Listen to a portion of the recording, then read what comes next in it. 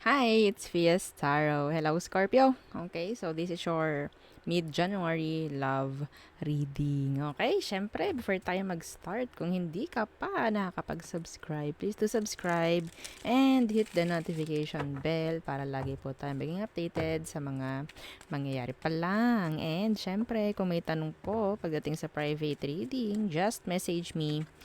Okay, sa akin pong FB page for more info. And yeah, don't forget to follow. Okay, and syempre kung may tanong rin kayo, pagdating sa isa kong friend, message lang po kayo, no?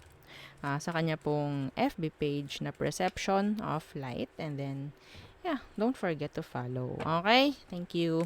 And, syempre, kung may tanong rin, syempre, di ba? Tanong, tanong, tanong. Oo, kung may tanong pa, pagdating sa ating Evil Eye ring. Oo, so ito siya.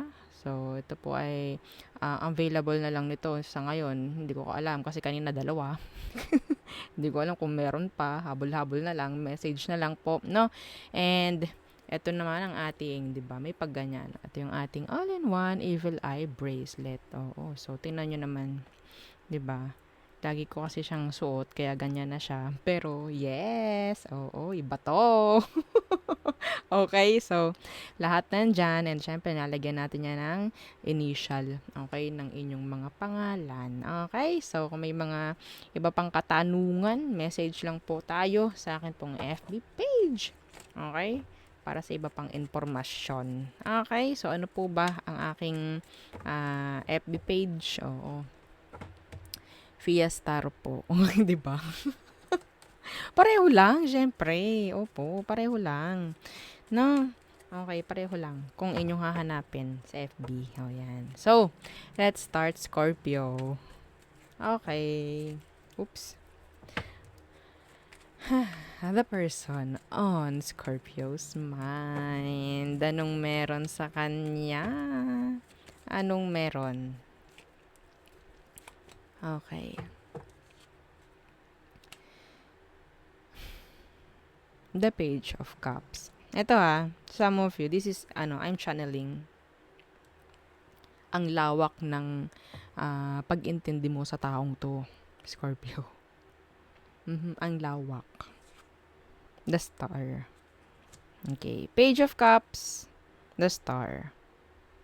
Gusto ka niya. Pwedeng gusto mo siya. Okay?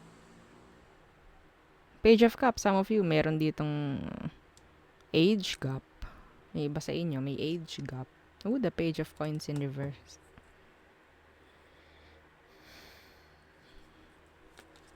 Ito pa. The Ten of Wands, diba? Kapagod-pagod. Sabi ko nga, una pa lang, ang lawak na ng pag-unawa mo sa taong to. Gusto mo siya eh. Okay? Gusto mo tong taong to, kaya nilalawakan mo. Yung pag-intindi. Tingnan natin. Ano bang meron sa sitwasyon? Anong meron sa sitwasyon nyo, Scorpio? Ooh. The Ten of Swords in reverse, on and off. And the Eight of Swords in reverse. Yeah, this is on and off. Yeah, the Lovers in reverse. Diba? Buntong hininga ako ng buntong hininga. I'm seeing closure dito. May humihingi na ng closure. Meron na.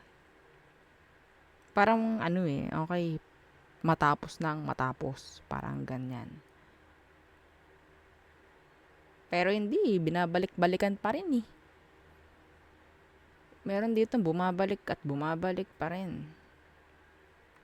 Kahit nakakapagod na yung sitwasyon.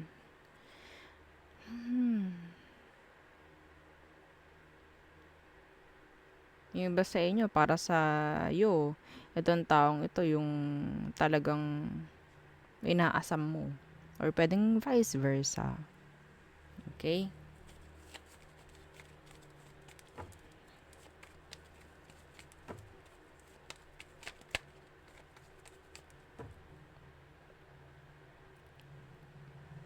Meron dito nga nunuyo pa. Merong sumusuyo pa. Tingnan natin, anong emosyon ng taong to? Or gustong manuyo? Anong emosyon sa'yo nito? The Nine of Cups, Universe. Yeah, they still want you. Okay? Parang meron pa rin. May codependency kasi. Kaya ganyan. Nasanay. Parang ganyan. Why? The Nine of Cups, Universe. And the Four of Coins. Nakatago. Hindi ma-express kung ano man ang emosyon ng taong to. Hindi niya ma-express. See, the Eight of Cups in reverse. Hindi pa rin to totally makalayo eh. Gustong makipag-usap. Gustong may ayos kung ano to. Pero,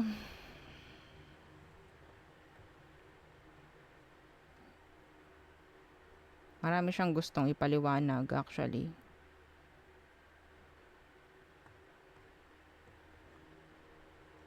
Nilawakan mo ang pag-unawa sa taong to, Scorpio. Pero gusto nitong bumalik sa'yo. Pero talagang itinatago niya yung emosyon. May pang sariling dahilan. May pang sariling kagustuhan rin tong taong to kung bakit niya gagawin yon. Pero, yeah.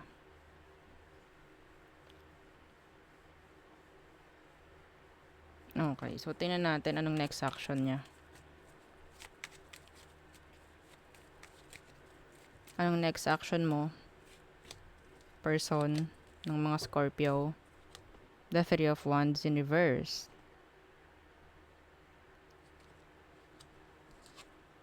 No. Ay! Wow. Some of you, Scorpio,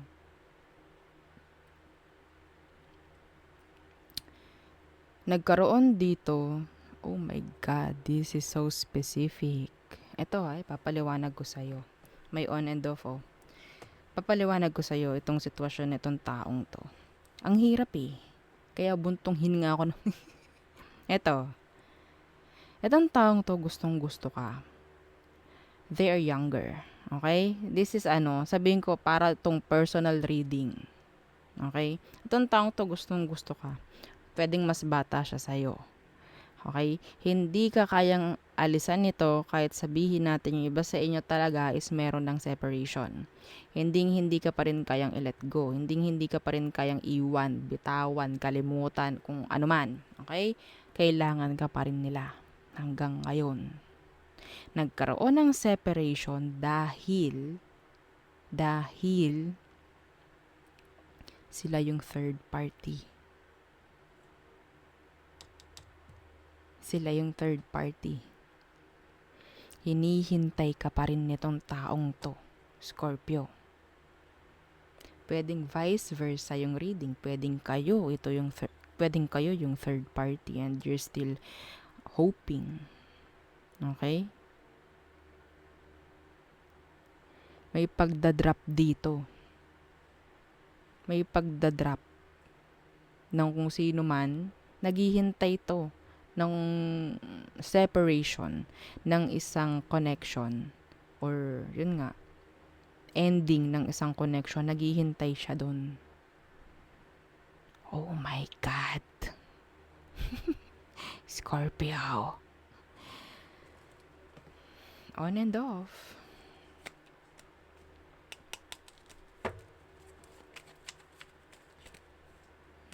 Diba? Nag-flip.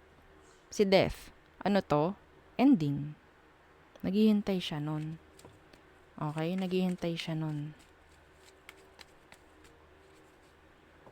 Ayaw niya rin kasi syempre na mapunta or sabihin nating mapunta sa isang third party relationship. Ayaw niya nun. Minamahal ka pa rin ito, ginugusto, kinakailangan ka pa rin ang taong to ng patago. Scorpio. Oh my.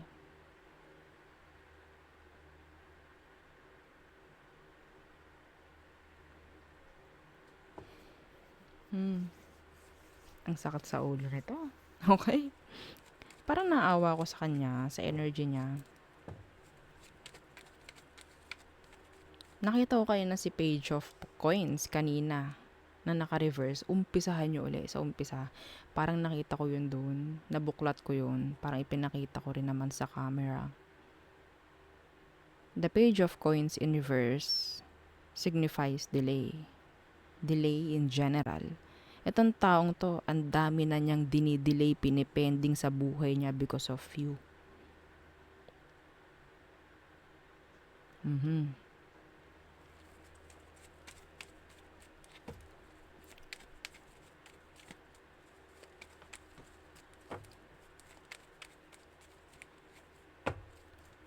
Alam niya yung sitwasyon. Alam niya. Kaya nga, parang hindi kanya sineryoso noon. Kasi syempre, pwedeng parte siya no? Ng isang sitwasyong hindi okay. So, bakit siya magseseryoso? Pwedeng ikaw is merong someone else. Parang ganyan Hindi ako parang magseryoso sa'yo kasi meron ka namang iba. Pero yes, gusto kita.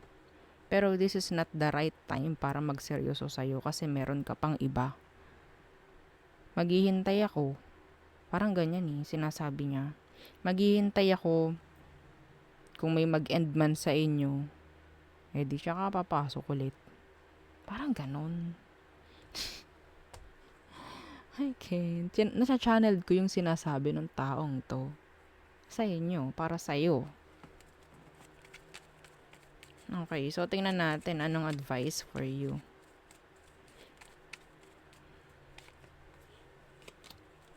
Hindi ko alam kung kailangan ka bang bigyan ng advice. Okay.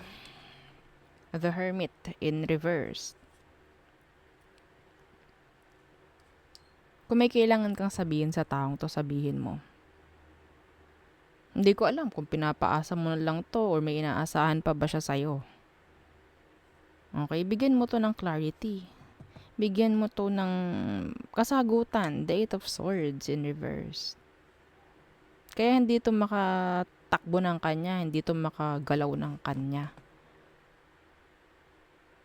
Kung wala na siyang hinihintay, mas maganda, sabihin mo. Okay? Huwag mong isipin nyo, baka sakali kasi maghiwalay kami Oo. Huwag kayong ganun. Baka kasi maghiwalay kami ng kakonek ko ngayon, hayaan ko na lang na maghintay siya na maghintay. You're being selfish. Kung ganun ka nga. Yeah. See? The Chariot. Hayaan mo siyang makagalaw ng kanya na. Kailangan mong magsabi. Para makausad tong tao. Para makadesisyon siya ng kanya. Kasi pwedeng sinabihan mo to noon Pwede. Na hintayin mo ko or pinaparamdam mo pa rin sa taong ito na meron pa ring something. So, umaasa. And yun nga, pwedeng mas bata sa'yo to. So, para siyang, andun pa yung kaimaturan niya. Hindi pa totally, like masabi natin na mature siyang mag-isip. Ha? Huwag niyong gawin to. Wag, ha? O, diba? Na lovers. Oh my! Diyos ko po. Patawarin. Kaninong storya to? Siyempre, alangan namang may magsabi, akin po! Ay, wow! Oh my God.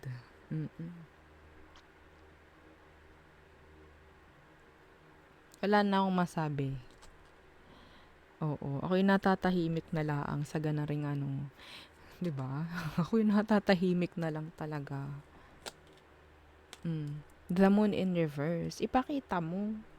Sabihin mo kung anong dapat sabihin. Hindi yung grabe. Pero kung yung person mo ang gumagawa sa'yo nito talaga. Pero pwedeng vice versa. Ilagay niyo yung sarili niyo kung saan kayo. Kung wala man, kung mangyari man ito sa inyo, alam niyo na ang gagawin. Okay? So, every time na hindi mag-resonate ang isang reading, gawin yung gabay. Huwag niyong hindi papanoorin.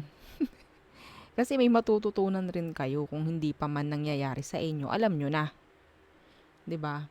And syempre nakuha natin sa energy yung mga nanonood na Scorpio. Meaning, may chance na pwedeng mangyari. Ito yung mga hindi pa nag-re-resonate, okay, na readings, may chance na sa future pa yun mangyayari.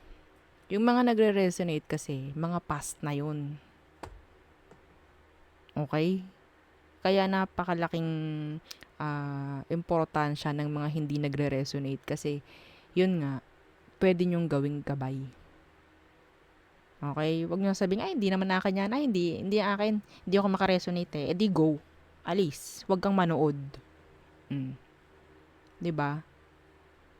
Lawakan yung pag-iisip pagdating sa mga ganitong bagay-bagay. Okay? Kasi this is energy. Energy is flowing. Mamaya tumama sa'yo.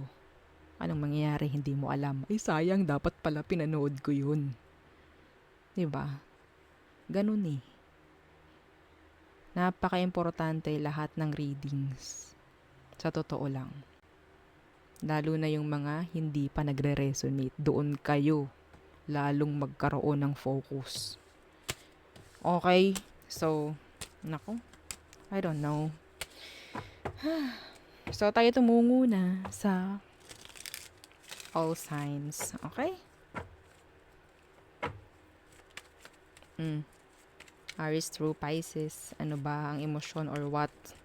Okay, tingnan natin. Aries, may love pagdating sa'yo. Taurus, they attracted pagdating sa'yo. Gemini, they want to work things out. They want to make an effort pagdating sa'yo. Cancer, hindi sila consistent pagdating sa actions or sa communications. Leo, andyan yung distansya. Some of you, pwedeng may mag-end with this Leo. Virgo, they have sabihin natin emosyon. Okay?